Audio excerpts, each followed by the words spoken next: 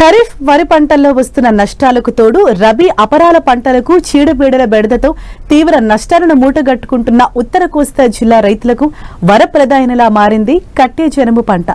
పైసా పెట్టుబడి లేకుండా ఎటువంటి ఎరువులు వాడకుండా వేల రూపాయల లాభాన్ని ఆర్జించి పెడుతుంది. దీంతో శ్రీకాకుళం జిల్లాలో అధిక విస్తీర్ణంలో వరి మాగాణంలో రైతులు ఈ పంటను పండించేందుకు సిద్ధమవుతున్నారు. అయితే అధిక దిగుబడిని పొందాలంటే ఎలాంటి యాజమాన్య పద్ధతులు పాటించాలో ఇప్పుడు చూద్దాం.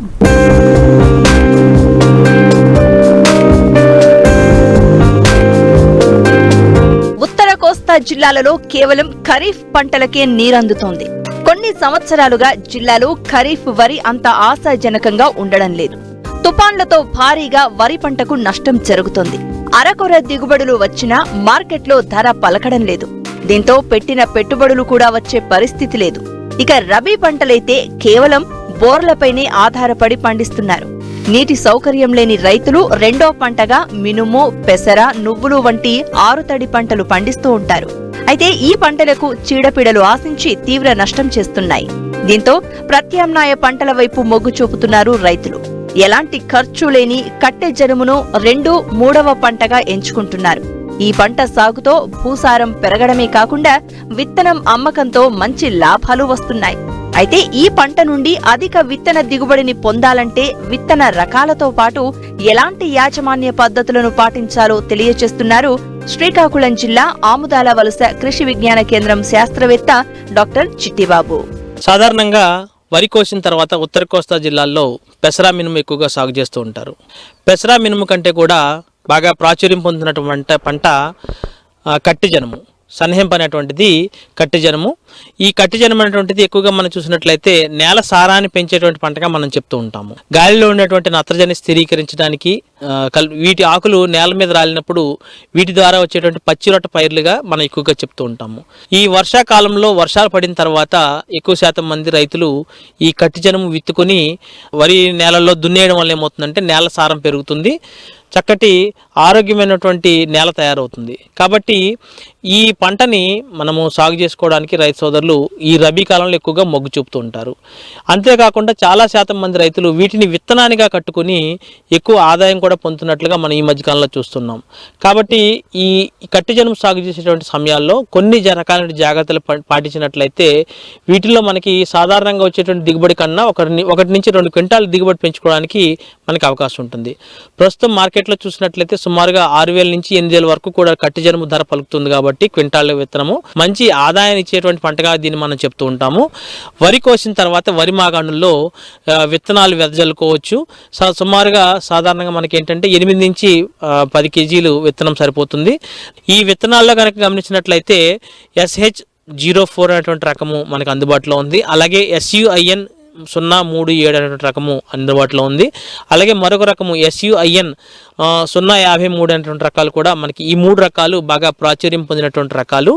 వీటిని సాగు చేసేటప్పుడు రైతు సోదరులు నవంబర్ మాసం నుంచి సుమారుగా మనకి ఫిబ్రవరి వరకు కూడాను ఈ కట్టె జనుము అనేటువంటిది విత్తుకోవడానికి మంచి కాలంగా మనం చెప్తూ ఉంటాము. కొంచెం లేటుగా వరి కోసిన తర్వాత పెసరా మేము విత్తుకున్న తర్వాత కూడా అంటే పెసర పంట అయిపోయిన తర్వాత అంటే జనవరి, ఫిబ్రవరి మాసాల్లో పెసర పంట అయిపోతుండగా 3వ పంటగా కూడా కట్టె జనుము విత్తుకుని సాగు చేసుకోవచ్చు.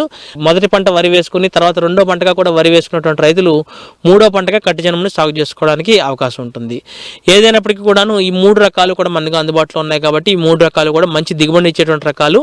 ఎకరానికి 5 నుంచి 6 క్వింటాల దిగుబడి సామర్థ్యం కలిగినటువంటి రకాలని మన రైతు సోదరులు సాగు చేసుకోవడానికి అవకాశం ఉంది.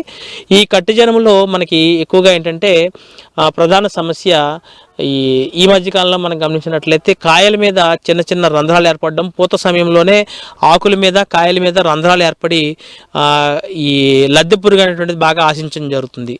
ఈ సుమారుగా గొంగళి పురుగు అనేటువంటిది బాగా నూగుతో కలిగినటువంటి గొంగళి పురుగు మనకి కనిపిస్తూ ఉంటుంది. హెయిరీ క్యాటర్పిల్లర్ అంటాం దీన్ని. ఈ నూగుతో కలిగినటువంటి గొంగళి పురుగు బాగా ఆశించినప్పుడు పువ్వులు అలాగే కాయలు మీద రంధ్రాలు ఏర్పడము, పువ్వు అంతా కూడా రాలిపోవడము, కాయల్లో ఉండేటువంటి గింజలన్నీ కూడా పూర్తిగా తినివేయడం వలన ఏం జరుగుతుందంటే గింజలన్నీ కూడా పాలు పోసుకోక పూర్తిగా తాలు గింజలు ఏర్పడము, తర్వాత కాయలన్నీ కూడా డొల్లకాయలుగా తయారవుతుంటాయి అనమాట. అసలు పూర్తిగా మనకి ఎకరానికి చూసినట్లయితే క్వింటా నుంచి క్వింటాన్నర దిగుబడి సామర్థ్యం మాత్రమే మనకి లభిస్తూ ఉంటుంది. కాబట్టి దీన్ని నివారించుకోవడానికి తప్పనిసరిగా పూత దశలోనే వేప నూనె అనేటువంటిది 5 మిల్లీలీటర్లు చొప్పున 1 లీటర్ నీటికి, అలాగే లేదా ప్రొఫెనోఫాస్ అనేటువంటిది లీటర్ నీటికి 2 మిల్లీలీటర్ల చొప్పున కానీ ఏదైనా ఒక దానిని కలిపి పిచికారి చేసుకున్నప్పుడు ఈ పూత సమయంలో ఆశించేటువంటి పురుగుని మనం పూర్తిగా నివారించుకోవడానికి అవకాశం ఉంటుంది.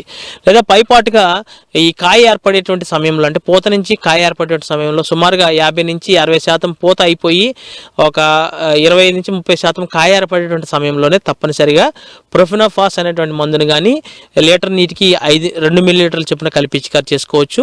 లేదా క్లోరిపైరిపాస్ అనేటువంటి మందుని లీటర్ నీటికి 2 మిల్లీలీటర్ల చొప్పున కలిపి పిచికారి చేస్తున్నప్పుడు కూడాను ఈ లద్దె పురుగు ఏదైతే ఉందో పూర్తిగా నివారించుకోవడానికి, హెయిరీ క్యాటర్పిల్లర్ని మనము తగ్గించుకోవడానికి అవకాశం ఉంటుంది.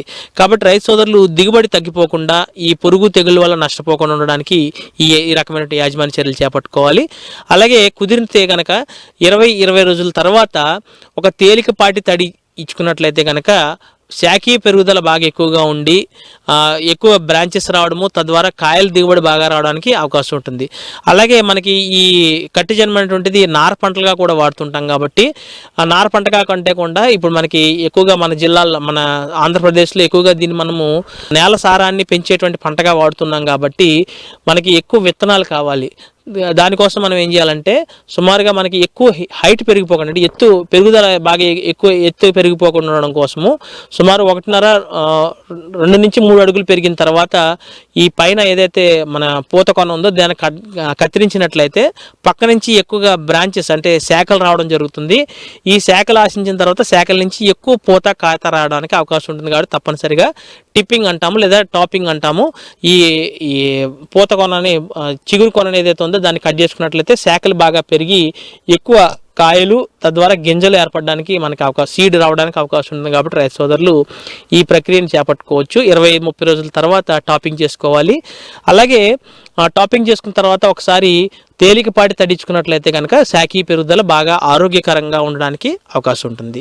అలాగే మంచి దిగుబడి సాధించాలి, విత్తనాలు బాగా కట్టాలనుకున్నట్లయితే కనుక అలాంటి ప్రాంతంలో రైతులు తప్పనిసరిగా పూత దశలోనే, పూత ఆశించేటువంటి సమయంలో లేదా పూత నుంచి కాయ ఏర్పడేటువంటి సమయంలో తప్పనిసరిగా 13-0-45 అనేటువంటి మందుని లీటర్ నీటికి 5 గ్రాముల చొప్పున కలిపి పిచికారి చేసుకున్నట్లయితే ఈ యొక్క కాయ పరిమాణం బాగా పెరుగుతుంది. అలాగే గింజ బరువు శాతం కూడా బాగా పెరిగి ఎక్కువ దిగుబడి రావడానికి అవకాశం ఉంటుంది. తప్పనిసరిగా రైతు సోదరులు కాయ ఏర్పడే సమయంలోనే 13-0-45 లీటర్ నీటికి 5 గ్రాముల చొప్పున కలిపి, అంటే ఎకరానికి 1 కేజీ మందుని పిచికారి చేసుకున్నట్లయితే కాయ పరిమాణము, గింజ పరిమాణం బాగా పెరిగి బరువు పెరగడానికి అవకాశం ఉంటుంది. వరి మాగాణుల్లో ఈ కట్టి జనుమును సాగు చేసుకోవడం ఏం జరుగుతుందంటే ఈ కోత కోసేటువంటి సమయంలో ఈ ఆకులన్నీ కూడా నేల రాలిపోవడం వలన ఇవన్నీ కూడా నేలలో ఉండేటువంటి సారాన్ని పెంచడము, తద్వారా సేంద్రియ కార్బన్ శాతం నేలలో పెరగడానికి అవకాశం ఉంటుంది. అంతేకాకుండా ఈ కట్టి జనుముకు ఉండేటువంటి మరొక గొప్ప లక్షణం ఏంటంటే గాలిలో ఉండేటువంటి నత్రజనిని నేలలో స్థిరీకరింప చేయడానికి ఇది బాగా ఉపయోగపడుతుంది. చాలా వరకు ఈ కట్టి జనుముని ఫైబర్ పంటగా, అంటే మన పక్క రాష్ట్రాలు ఒరిస్సా కానీ లేకపోతే వెస్ట్ బెంగాల్లో దీన్ని ఫైబర్, అంటే నార తీసేటువంటి పంటగా కూడా వాడుతూ ఉంటారు. మన జిల్లాల్లో, మన ఆంధ్రప్రదేశ్లో ఎక్కువగా దీన్ని విత్తన కోసము, తర్వాత నేల సారాన్ని పెంచేటువంటి పంటగా వాడుతున్నాం. కాబట్టి రబీ మాగాణుల్లో, వరి కోసినటువంటి మాగాణుల్లో దీన్ని మనం ఎక్కువగా సాగు చేసుకుని విత్తనానికి, తద్వారా విత్తన పరంగా చూసినట్లయితే రేట్ కూడా మనకి ఈ మధ్యకాలంలో సుమారుగా క్వింటాకి 12,000 వరకు కూడా రేట్ పలుకుతుంది. కాబట్టి విత్తన పరంగా మనం సాగు చేసుకోవడానికి, విత్తన సామర్థ్యం పెంచుకోవడానికి రైతు సోదరులకి అవకాశం ఉంటుంది. కాబట్టి సమగ్రమైనటువంటి యాజమాన్య చర్యలు కనుక పాటించినట్లయితే రైతు సోదరులు కట్టి జనుము సాగులో కూడా మెలకువలు పాటించి అధిక దిగుబడి పొందడానికి, అలాగే అదనపు ఆదాయం పొందడానికి అవకాశం ఉంటుంది.